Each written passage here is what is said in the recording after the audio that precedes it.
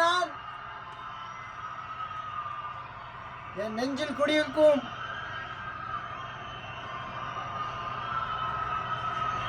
என் நெஞ்சில் குடியிருக்கும்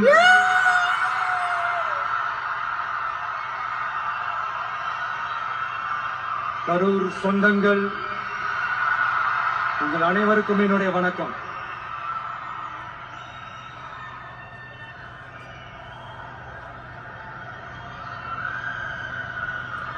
தளபதி, ஒரு மனுஷன் லைஃப்ல எவ்வளவு பெரிய ஒரு உயரத்துக்கு போனாலும் மனசளவுல சில வலிகள், காயங்கள் அதை மறக்க முடியாது இல்லையா? எல்லார் லைஃப்லயும் அப்படிதான், நமக்கும் அப்படிதான். நிறைய வலிகள், காயங்கள் எல்லாத்தையும் தாண்டி தான் வந்திருக்கிறோம். ஆனா எல்லாத்தையும் விட ரொம்ப ஜாஸ்தியான அந்த வலியும் அந்த காயமும் எனக்கு அந்த கரூர் சம்பவம் தான்.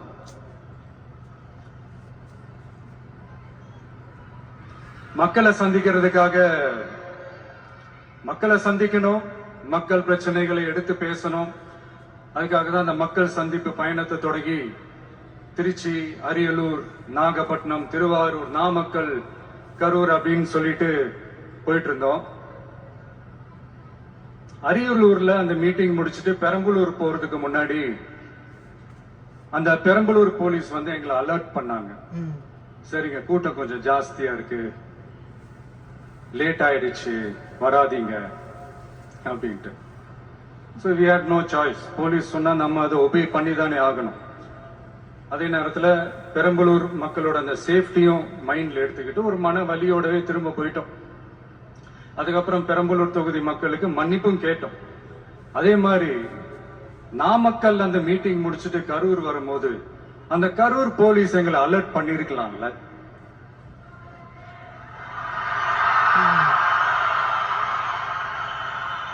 இல்ல சார், இங்க எதிர்பார்த்ததை விட கொஞ்சம் கூட்டம் அதிகமா இருக்கு, கண்ட்ரோல் பண்ண முடியல, வராதீங்க. அண்ட் போலீஸ் நினைச்சா அவங்க அந்த மீட்டிங்கே கேன்சல் பண்ணலாம். ஏதோ தப்பா இருக்கு, ஏதோ தப்பா தோணுது அப்படின்னு நினைச்சிட்டாலே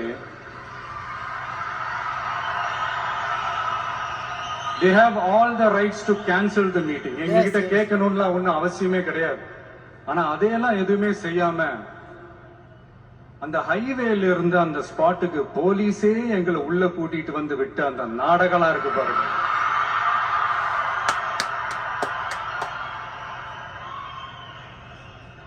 நம்பிட்டேங்க, முழுசா நம்பிட்டேன். அன்னைக்கு இருந்த அந்த கரூர் போலீஸ் பேசும்போது தேங்க்ஸ் எல்லாம் சொன்னேன் அவங்களுக்கு. எனக்கு தெரியாது இப்படி ஒரு நாடகம் நடக்கும். இதுக்கெல்லாம் யார் காரணம்? ஸ்டாலின் சார். இதெல்லாம் யார் சொல்லி செஞ்சது? ஸ்டாலின்.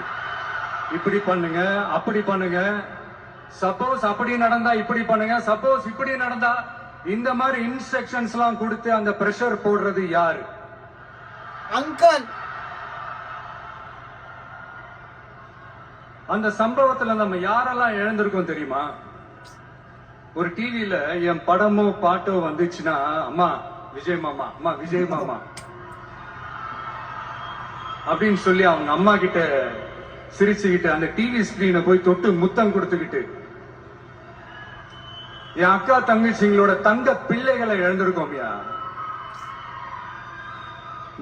மழலை கூட சரியா வராதப்போ ஒரு பேப்பர் மேகசின்ல என் போட்டோவை பார்த்தா அது சிரிச்சுக்கிட்டு அந்த கள்ளங்கவடம் இல்லாத அந்த சிரிப்பு, அந்த கடவுள் மாதிரி இருக்கிற அந்த பச்சை பிள்ளைகளை இழந்திருக்கோம்யா. என் அக்கா தங்கச்சி, அண்ணன், தம்பி, குடும்ப உறவுகளை இழந்து அந்த வலியோட இருக்கிற என்ன நீங்க ஏளனமா பேசுறீங்களா? என் மேல பழிய தூக்கி போடுறீங்களா? இப்படி ஒரு சம்பவம் நடந்துருச்சு. இது ஏன், எதனால, அதுக்கான பின்னணி என்னன்ட்டு அந்த வலியோட வீட்டுல உட்கார்ந்துட்டு இருக்கிற ஓடி ஒளிஞ்சிட்டான்னு வர சொல்றீங்களா? வாயின்னு முன்னிருந்தா என்ன வேணாலும் பேசுறீங்களா?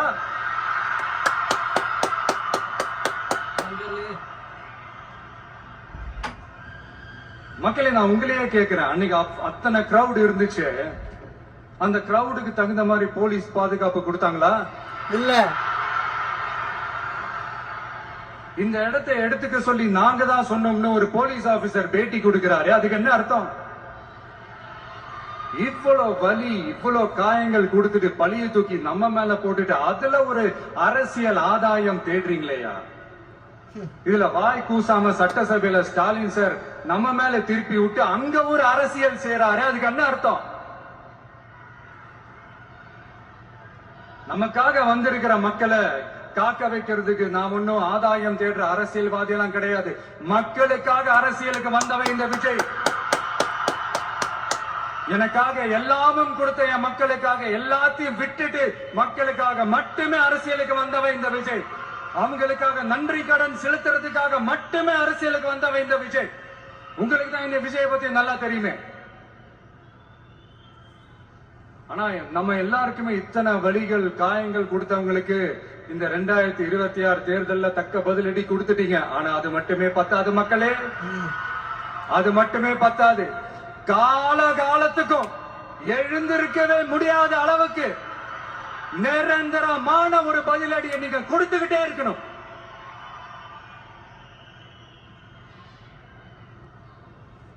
இப்படி எல்லாம் பண்ணா நான் மக்களை விட்டு ஓடிடுவேன் நினைப்பா? யார் என்ன ஓடினாலும் நான் மக்களை விட்டு எல்லாம் ஓட மாட்டேன். அன்னைக்கும் சொன்னேன், இன்னைக்கும் சொல்றேன், நாளைக்கும் சொல்றேன், தில்லா சொல்லுவேன், கெத்தா சொல்லுவேன். பணமா ஜனமா அப்படின்னு கேட்டா என் ஜனம் தான்டா எனக்கு முக்கியம்.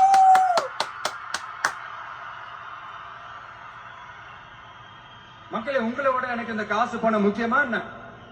இவ்வளவு குறைகள் நம்ம மேல சொல்றாங்களே, இப்ப நான் சொன்ன மாதிரி அவங்களால ஓபனா சொல்ல முடியுமா? அந்த தில்லி இருக்கா, திராணி இருக்கா? ஒரு கிடையாது. ஆனா நம்ம மக்கள் அமைச்சு கொடுத்த நம்ம அரச குறைகள் மட்டும் டிசைனா மாடல் மாடலா குறைகள் மட்டும் சொல்லுவாங்க. ஒவ்வொரு டிபார்ட்மெண்ட்லயும் அந்த பார்ட்டி ஃபண்ட், அந்த கட்சி நிதின்ற பேர்ல அடிக்கிற இருக்கட்டும், தீந்து போன சக்தியா இருக்கட்டும், ரெண்டு பேரும் மாறி மாறி இதே தான் செஞ்சிட்டு இருக்கிறாங்க. இதுல ஒரு ஹைலைட் காமெடி என்னன்னா, சட்டசபையில பேசும்போது பார்ட்டி ஃபண்டுன்னு தான் சொன்னேன். அது எந்த பார்ட்டி, என்ன ஃபண்டு, யாரு, என்ன பேரு எதுவுமே சொல்ல. பார்ட்டி ஃபண்டுன்னு சொன்னவனை எடுத்தாங்க பாருங்க ஒரு ஓட்டம்.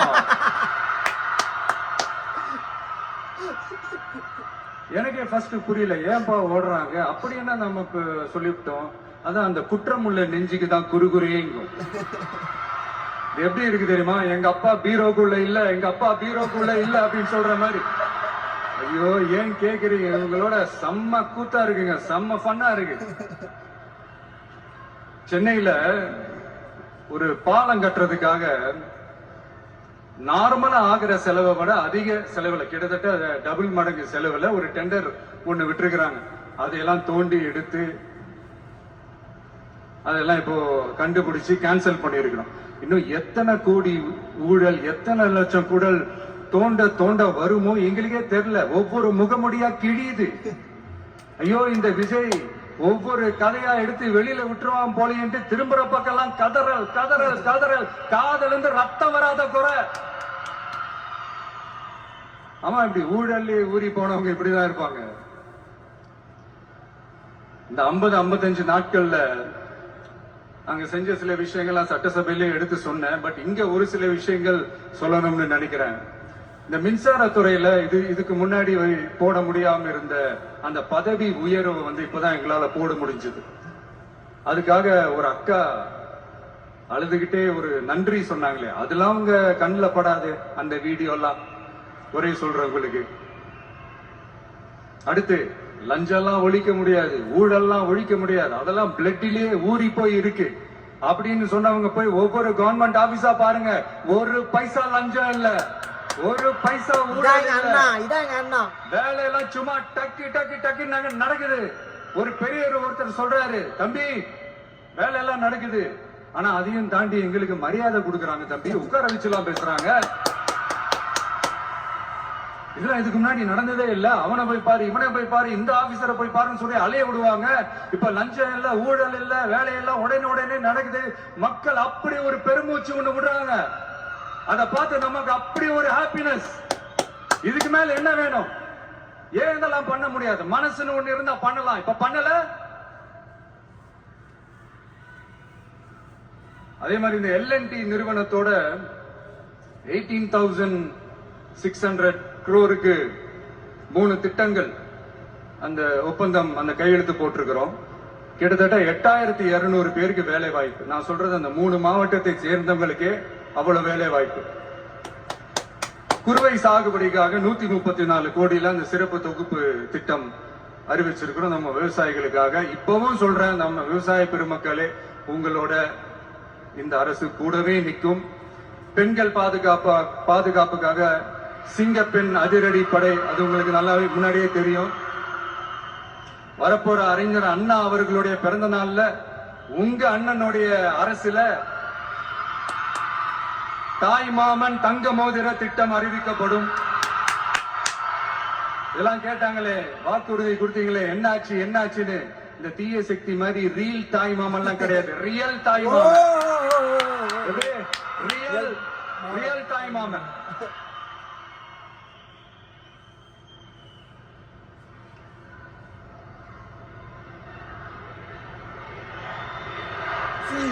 CM.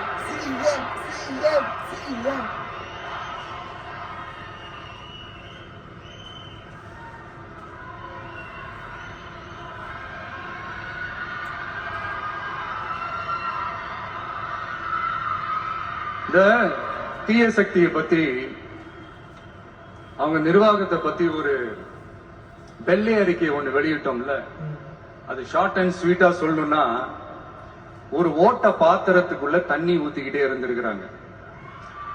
பாத்திரம் எம்டியாவே இருந்திருக்கு. ஆனா ஊத்துன தண்ணி தான் எங்க போச்சுன்னு தெரியல. கடவுளுக்கு தான் வெளிச்சம்.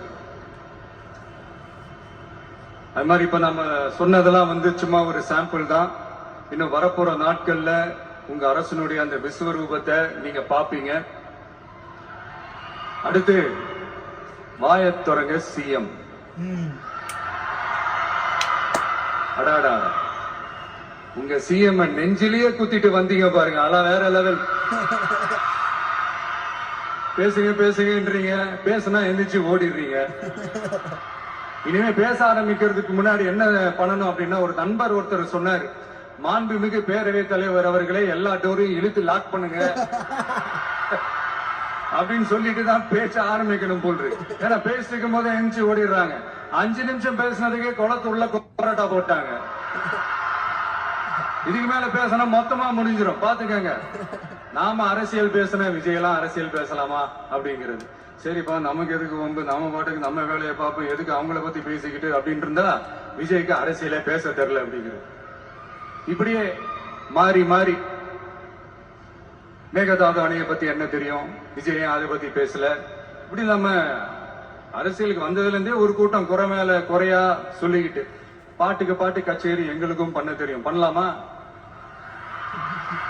இந்த மேகதாது அணை சம்பந்தமான அந்த வழக்குல தமிழ்நாட்டோட பெட்டிஷனை சுப்ரீம் கோர்ட் எப்போ ரிஜெக்ட் பண்ணுச்சு? அப்ப யார் ஆட்சியில இருந்தா? ஏன் ஒழுங்கா வாதாடல? நீங்க ஒழுங்கா வாதாடி இருந்தீங்கன்னா அதை ரிஜெக்ட் பண்ணிருக்க மாட்டாங்கல்ல. ஏன் ஸ்டாலின் சார் வேணும்னே விட்டுட்டாரா? ஏன் இப்படி எல்லாம் கேள்வி கேட்கலாமா? இப்படி எல்லாம் கேள்வி கேட்டாதான் மேகதாது அணை பத்தி பேசுனதா அர்த்தமா? ஏன் அந்த ஸ்டேட் சிஎம் பேசுறாரு, நீங்க ஏன் பேசல? அப்படின்னா நம்ம ஸ்டேட்டோட உரிமையை எங்க நிலைநிறுத்தணுமோ அதுக்காக வேலை பார்க்கறது மட்டும்தான் முக்கியம். சும்மா சவால் விட்டுக்கிட்டு சீண்டிப்பார், நான் யார் தெரியுமா, தொட்டுப்பார், இப்படிலாம் பேசிட்டு இருந்தா வேலைக்கு ஆகாது. சும்மா பேசி பேசி பிரச்சனையை வளர்த்துக்கிட்டு யார் மேலே அது பழிய தூக்கி போட்டுட்டு அப்புறம் மக்களை அம்போன்னு தெருவில் விட்டுட்டு இப்படிதான் ஒரு அரசியல் பண்ணணும்னா அந்த அரசியல் நமக்கு தேவையும் இல்லை, அதை நம்ம செய்யவும் போறதில்லை. Talk less work more mode தான், அதுதான் நம்ம பாலிசியே. Talk less work more. அதனாலதான் சட்டசபையில அந்த அரசினர் தீர்மானம்னு சொல்லி ஒன்று கொண்டு வந்தோம். அது எப்படி டேக் இட் ஃபார்வர்ட், எப்படி கொண்டு போகணுமோ அதை சரியா செய்வோம். சென்ட்ரல் கவர்மெண்ட்ல இருந்து அந்த டீலிமிட்டேஷனை திரும்ப கொண்டு வர போறதா ஒரு பேச்சு ஒன்று அடிபடுது. யார் என்ன டீலிமிட்டேஷன் கொண்டு வந்தாலும் தமிழ்நாடு அது ஒத்துக்கவே ஒத்துக்காது. நமக்கான இடத்தை யாரும் பறிக்கவும் முடியாது, அது பறிக்கவும் விட மாட்டோம். இப்படி நாம இருக்கும்போது இந்த தீய சக்தி திமுக எங்க போய் நிக்குது, யார் கதவை தட்டிக்கிட்டு நிக்குது, அது உங்களுக்கு நல்லா தெரியும். மக்களே, இந்த தீய சக்தியும் தீந்து போன சக்தியும் வேற வேற எல்லாம் இல்ல, கூட்டு களவாணிங்க. அடிச்சு நொறுக்கி இருக்கிறோம். எலெக்ஷன்லயே அப்படி வேலை பார்த்த நாம, நமக்கு எதுக்கு இந்த குதிரை கழுத ஒட்டக பேரெல்லாம்?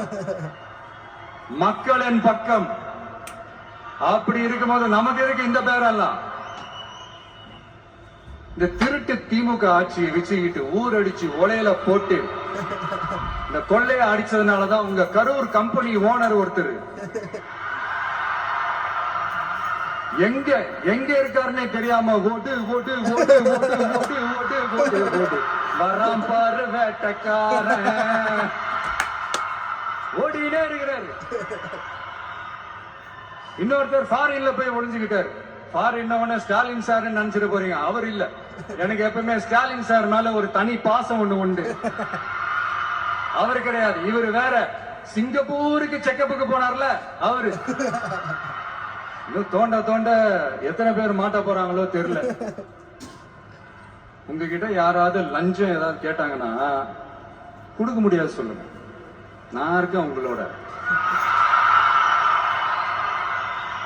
அப்படியே யாராவது ஃபோர்ஸ் பண்ணாங்கன்னா இது எங்க மகன், எங்க புள்ள, எங்க அண்ணன், எங்க தம்பி, எங்க விஜய், எங்க விஜயோட ஆட்சின்னு ஸ்ட்ராங்கா சொல்லுங்க. மக்களை, நீங்க கூட இருக்கும் போது லஞ்ச ஊழல் மட்டும் இல்ல, அதிகாரத்தை வச்சு ஆட்டம் போடுற யாரா இருந்தாலும் அடங்கிடுவாங்க. இந்த கடமை கண்ணியம் கட்டுப்பாடுன்ட்டு ஒரு காலத்துல கொள்கையோட இருந்த கட்சியெல்லாம் இன்னைக்கு எப்படி இருக்கான்னு உங்களுக்கே தெரியும். அதாவது இந்த டிவிகே கட்சியோட தலைவரை எதிர்க்கிறதுல ஒரு நியாயம் இருக்கு. ஏன்னா உங்க பொழப்புல மண்ணள்ளி போட்டான். என்ன இந்த ஊழல் லஞ்சம் எல்லாம் பண்ண மாட்டேன்னு சொல்லி உங்க அரசியலே ஒரு தெருமுனைக்கு கொண்டாந்து விட்டான்.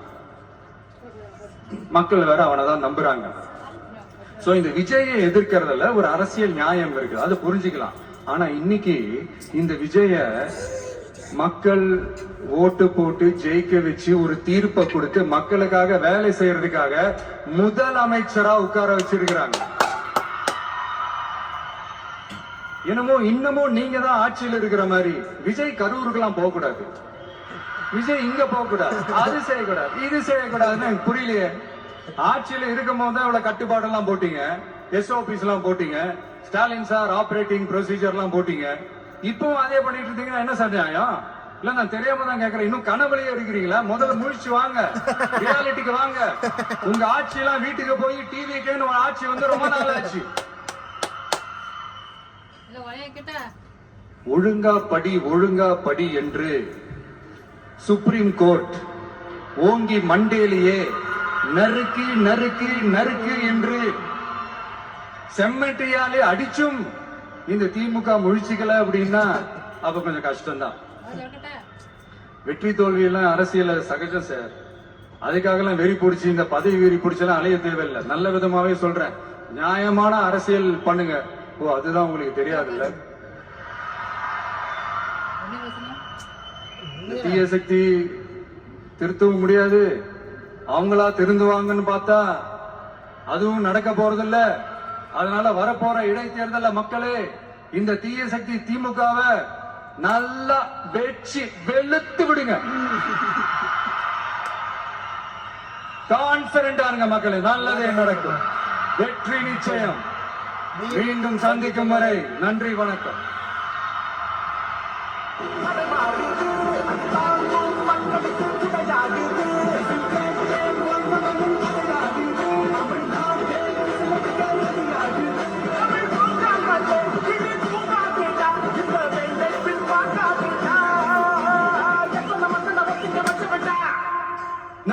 தனியாளு நீ எல்லாம் நம்ம பாரு, கொஞ்சம் நம்ம தோடி பேரு போலீஸ் ஸ்டேட்டு விசில் கத்தம் கேட்டு நல்ல மங்கவா விசில் கழி